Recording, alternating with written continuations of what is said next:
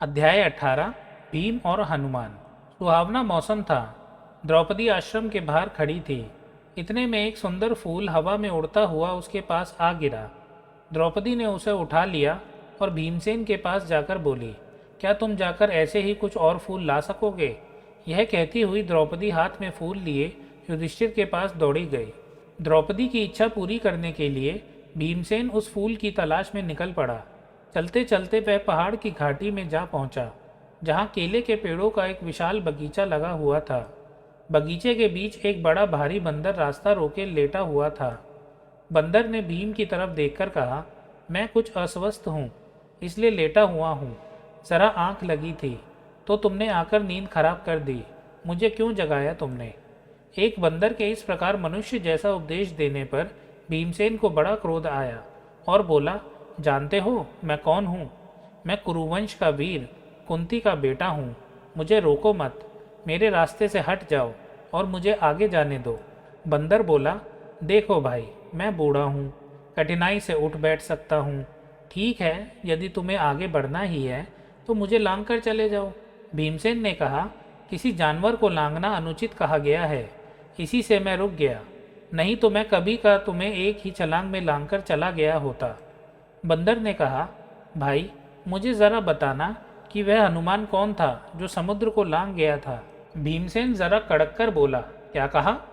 तुम महावीर हनुमान को नहीं जानते? उठकर रास्ता दे दो, नाहक मृत्यु को न्योता मत दो। बंदर बड़े करुण स्वर में बोला, हे वीर, शांत हो जाओ, इतना क्रोध ना करो। यदि मुझे लांगना तुम्हें अनुचित लगता हो तो मेरी इस पूंछ को हटाकर एक और कर दो और चले जाओ। भीमसेन ने बंदर की पूंछ एक हाथ से पकड़ ली, लेकिन आश्चर्य, भीम ने पूंछ पकड़ तो ली पर वह उससे ज़रा भी नहीं हिली। उठने की तो कौन कहे।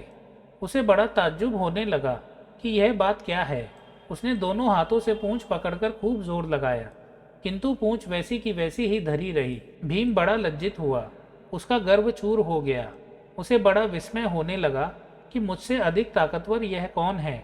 भीम के मन में बलिष्ठों के लिए बड़ी श्रद्धा थी।